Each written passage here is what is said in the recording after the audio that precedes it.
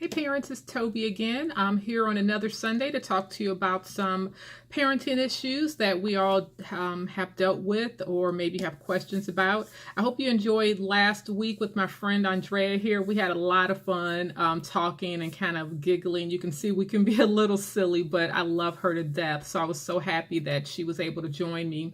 My original idea that I was going to talk about I'm kind of changing because of an experience that I had earlier today, and it had me thinking about some things. So just to get off topic a little bit, the kid and I went to see Avengers Infinity War earlier today, and it was so good. If you have not seen it, you have to go and see it. It's a really good movie. I'm a huge movie fan and buff. I go all the time to the movies. In the summer, I try to take my lunch just so I can have enough money to go see all the summer blockbusters and get popcorn, especially now that I have my AARP card and I can get the discounts. I have to get popcorn and a soda. So I kind of blame Regal Cinemas because it's near my house. So now I can get there early enough to get a popcorn, get a good seat, see all the upcoming previews. So I blame them, but I think I would still have this obsession anyway because it's just something that I love. But the movie was really great. I never followed the comics, but I have seen all of the Marvel movies. So I'm familiar with the characters and kind of their storylines in the movies, not the comic book storylines. But I feel like I've noticed a change with the last two movies, definitely with Black Panther and Infinity Wars, but also with Civil War a little bit. There seems to be more of a moral arc that all of the characters are going through. Additionally, there's a blurred line between the protagonist and the antagonist, like who's really the good guys? Are they really good, or is the bad guy really bad? And then there's, the Messiah God complex, the haves and the have-nots, the battle between, how much technology is too much technology. So I feel like the movies are going in a different direction than, there's still humor and action, but just the seriousness of it seems to be a little bit more enhanced. Or maybe it's just me overthinking it because I tend to do that sometimes. But anyway, if you haven't seen it, go see it. But that's kind of what made me change my topic for today, an experience that we had there. In one of my earlier videos, it was the They Don't Know What They Don't Know video. I talked about the fact that my son and I have been going to the movies since he was little, probably like 3 going on 4. I started taking him to the movies, and we still go now because we pretty much still like the same genre of movies. And so we still go when time permits or if he hasn't gone with someone else. And so, I talked about how we'd have this conversation before we went into the movie theater about my expectations for him. I would explain to him the type of environment it was, what he might see or experience when he got in there, what other people would be doing, and what the expectation is when you get in there. It's not just about you, it's about the other people that have paid their money and they're there to experience this as well. And so I kind of gauged when he was ready for that, because we would do things at home and I would just kind of check to see like his attention span. If we watched a lot of the Disney movies or even like cartoons, and once I started figuring out if he was old enough to go, because I've always loved going to the movies and I wanted him to experience it. So once I started thinking, okay, getting him ready to actually get into a movie theater, I started giving him little tests at home. He didn't know it, of course. He was just enjoying himself. But if we would pick a like He-Man or some kind of movie, they would maybe be like an hour or an hour and 15 minutes. And if we could sit through that and watch without him getting fidgety or jumping up or running around or wanting to keep going to the bathroom, that kind of was a little barometer for me to tell when he was ready for the movie theaters. And at home, it was easier for him to jump up because he's at home, he's in the comfort level. If he wanted to, get up and get something to drink or eat or use the bathroom, we just hit pause and he could do that and come back. So it wasn't like an overnight process where I was like, all right, kid, let's go to the movies. I kind of had to get a feel for when I thought he was ready to do that. And then, even with that, once we got to that point, we still had conversations about, his behavior. And that was with anything. If we were going to a restaurant, if we were going to a relative's house, I see so many kids go to, a relative or a friend's house and they're climbing on that person's furniture, and that parent's saying, well, they do that at home. Well, okay, but did you have a conversation with your kid that just because they do that at home doesn't mean that they can do that at someone else's house? And obviously that conversation had not been had. So a lot of people feel like when you do that with kids, you're stifling their growth and their creativity and of them being their own free person. And I think that there's a fine line with that, because you have to teach them respect, and respect for their belongings as well as other people's belongings. So I don't think coaching your kids or talking to them about how to behave in public is stifling their growth or hindering them as a person or breaking their spirit. I think that it's a parent's responsibility to teach kids how to interact with other people. They always, you hear kids doing things at home, or maybe they're allowed to, sit on the couch and drink soda or eat, or while they're watching TV. But if they go to someone else's house, maybe that family doesn't do that. Maybe that family isn't allowed to sit on the couch and watch TV while they eat. So you have to ask, but maybe they won't mind your kid doing that, but you still have to ask. You can't just assume that your kid can go and sit down on the couch and start eating Cheetos and he's got stuff all over his hands. So I don't know, that's just something that I see, and I still see a lot with kids, and I just personally, I don't understand it. So I'm hoping I get some comments on this one so that people can tell me, if it's something you do talk to your kids about, or if you just kind of let them do whatever they're used to doing at home without, without not repressing, but without offering them some guidance on how they should act outside of your home.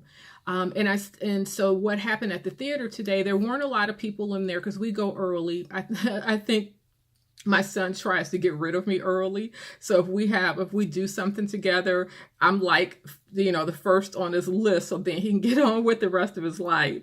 So I know he's watching basketball with his friends, is doing other things today. So he got rid of mom early, which is fine. So we went to the 10 a.m. show today. So of course there weren't a lot of people in there, and I like it pretty quiet when I go to the movies. I don't like to hear a lot of people talking or on the phone or doing, just random things. Like, I paid my money to go in there and experience this, and we went to the IMAX, so that even costs a little bit more. And I want to get the full experience. So I do like going early, because the later you go, it's going to be a mess. And we never go on like a Friday night when something first opens, because you got a ton of kids and teenagers in there. And I remember when I went to the movies as a teenager, you're passing stuff back and forth between each other. And, I'm too old to deal with that. So we pay our money, we go in there, and this guy comes in with probably a 3 or 4 year old kid. They get there, after the previews have started, so right when the movie's starting, and I'm already, when I see him coming up the stairs, I'm like, this is not going to be good. It's not going to be good. So they were probably about maybe 10 other people in the theater sitting in a few rows in front of us, and we were kind of in the middle, and then this dad and his son came and sat like 2 rows in back of us. So I'm like, oh God, here we go, and I get like irritable, like my patience, the older I get, it's wearing thin. So when we've been in these situations, my son's like, Mom, just ignore them. Just, whenever this has happened, he tries to guide me in the right direction. So we get there and I'm trying to, enjoy it and get into it. It's getting good. And this kid's in the back, like singing songs he may have heard at school, like shouting out random words, things really didn't even have anything to do with the movie. Like when he saw the Black Panther, he yells Black Panther. When he saw Captain America, he yelled Captain America like 6 times, but he didn't, you could tell he didn't know what was happening. He didn't even, he didn't get it. He shouldn't have been in there. And then, like, I think his dad gave him a toy to try to quiet him down. So he starts beating the little toy on the seat in front of him. And the dad's just sitting there eating popcorn, like, because I kept looking over my shoulder. I kept giving him the stink eye, thinking, and even Randall was like, oh my God, why don't you just take that kid out of here? And I was surprised because he never says anything. He's always telling me. And so I was like, do you want me to go get the usher? And he's like, no, Mom, let him, don't get the usher. Just ignore him. Because I'm like, I will get the usher. And so it was just interesting to me that this guy is in there with this kid. Maybe he didn't have a sitter. I don't know the situation. But he's in there with this kid who obviously is not old enough to understand what he's watching, and then not old enough to understand or realize how to behave. And I just felt like that was the fault of the parent. It wasn't the kid. The kid was being a kid. He was out. He was seeing flashing lights and flying planes and, people running and fighting. Like it's perfect for him. But the parent, I felt like, was at fault because your kid. Your kid. And if your kid can't handle being in there, you should have paid the $7.25 and went to the regular one instead of paying extra for the IMAX in the first place. But the main thing is your kid shouldn't have been in there. Like, wait until it comes out on DVD or get the bootleg or something and watch it at home. Your kid obviously wasn't prepared by you to be in that setting, and then he ruins it for everybody else. Because even the people that were sitting in front of us were getting irritated with this kid. And so they got up to go to the bathroom and we were like, finally, of course they came back and it started up again. But I just wonder when I see situations like that, what the parent's thinking. In no way would I blame the kid. The kid was doing what kids do. He was talking, he was having a good time. He was asking his dad questions like, oh, well, who is that? Or what just happened? Or is he dead? Things like that. So he was doing what kids do. But I wonder, like, what was the parent thinking by bringing their kid to this movie? Because the Avengers, they are violent. It's not like on a cartoon where you hit somebody over the head with the rubber mallet and they bounce back up again. Like, no, these people are dying. And so I wonder, as a parent, are you more concerned with your own feelings of going and being able to enjoy this than you are about the kid? And do you have that little respect for other people that you don't care that they've paid their money, that they're also in there trying to watch and enjoy this? And I've seen this, at restaurants when parents let their kids get up and run around the table or, throw things or just flit around, and the servers are trying to be nice and not say anything or trying to corral the kids. Or if you've been, I was at the mall, a couple of weeks ago talking to my friend on the phone, and I'm telling her, it's like, these ladies are over here talking and their kids are running through the store. Like, they're talking and trying on dresses and talking about how cute each other look, and their kids are running from lingerie to dresses. They're running through the store. And she said, is anyone saying anything? I said, no, because you can't say anything to people's kids nowadays. So we're talking, I hang up the phone with her, 20 minutes later, these same two women are grabbing somebody, asking for security because they can't find their kids. Their kids that took off running to the opposite end of the store. And now they're in panic mode because they can't find their kids. And the lady that was next to me said, I could have told you that was going to happen. Like, because they bumped into me while they were running around. So just no respect for what, that other people are there to shop. And so it's like, what are the parents thinking when this happens? When my son was little and we'd go to the store together, I would tell him when we got there, I was like, look, you are here with me. I'm not here with you. Like, remember when we went to the bouncy house and you wanted to get in things and go play on the machines? Like, I was there with you. So I went wherever you went, to whatever machine or toy you wanted to play on, and I was with you. So I followed you. I said, so now it's the reverse. You're here with me. So you have to follow me where I go, and you step where I step. I'm not going to hold your hand because I'm going to be doing stuff. So you have to go where I go. You can't stray away or get lost. Do you understand that? Do you have any questions about that? Okay, answer his questions. Let's go. I didn't have to worry about him getting lost. We had this conversation in the car, and I made the distinction between me being with him and what that meant, and him being with me and what that meant. And so maybe that's just like just the way I kind of did things, that I noticed these things and that they seem kind of odd to me.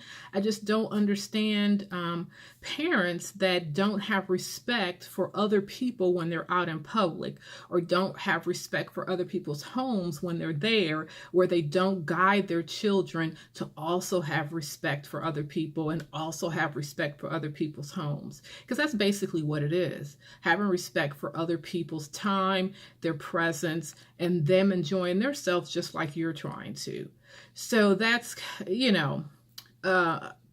again, maybe I'm taking it all more seriously than it has to be, but that parent just really bothered me today. And it wasn't the kid. The kid was having fun. He was an annoyance, yes.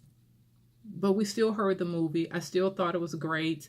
I still have an upset stomach because I had the extra butter on the popcorn. So it was a great day as far as that concerned. But the parent bothered me, that he didn't have any respect for us. And I could tell he wasn't teaching his son to have any respect for us. Because I feel like if I had said something to him, he would have got mad at me. And then my son would have got mad at me. Because like he says, I'm always jumping into stuff, and then he has to stand between me and the world.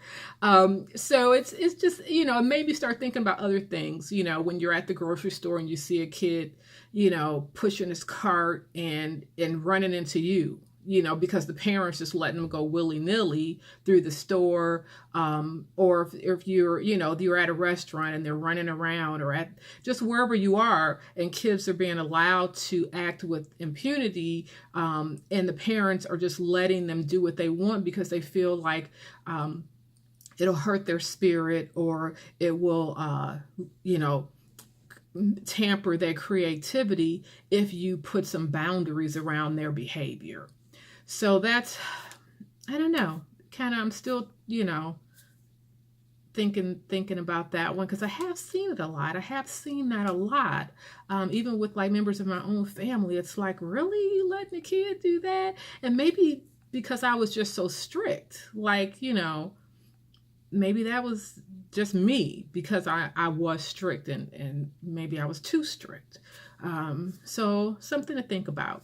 But anyway, so next week I'm going to be on vacation, so I'll try to do a video, probably with the topic that I was going to talk about today anyway, which is like, when your kid's young and they get injured, and just how I dealt with all those things, because my son had a ton of injuries and broken bones. In my opinion, a ton, probably not So I'll try to see if I could do it. I'm not sure what the logistics will be, where I'm going to be, if that'll be possible. So I apologize in advance if I skip next week. And then that following Sunday is Mother's Day, which I'll just be getting back in town the night before. So I hope I don't have a long hiatus. I'll get it figured out, because I do enjoy talking to you guys each week, and I hope you do too. If you are new to the channel, what my goal is to talk to parents about parenting topics that are, near and dear to my heart, specifically being a single parent, but I think that they're universal themes and they can be for any type of parenting situation that you're in. So, but as a single parent, there are a lot of things said about single parents. And so the purpose of me doing the videos is just to reach out and connect to other single parents. Maybe something that I'm saying can help you, or maybe you even might have some advice for me. Even though my son's grown, we still have various stages in our lives that we'll probably go through that might help me. So basically it's just saying that we are more than society says that we should be as single parents, and we are not the statistics that are often subscribed to us as single parents. So that's the reason that I'm doing the videos. So thank you for watching today. Please share this video with a friend. If you're new to the channel, I'd appreciate it if you hit the subscribe button, and then also if you leave a comment, because I am interested to hear what people have to say and think, especially with this video, because I don't know if I expressed, because I'm still kind of processing, how irritated I was at the movie theater, because it's like, Infinity War, hello. But yeah, please leave a comment, and I'll make sure to follow up with you. And I thank you, and hopefully I'll see you next week. Like I said, I'll try not to have a long break, but I am going to be on vacation, and then the following Sunday is Mother's Day. So I will be with you as soon as I possibly can. But if it ends up being a couple of weeks, just please bear with me, and don't forget about me and keep watching, because I will be back. Thanks. Bye.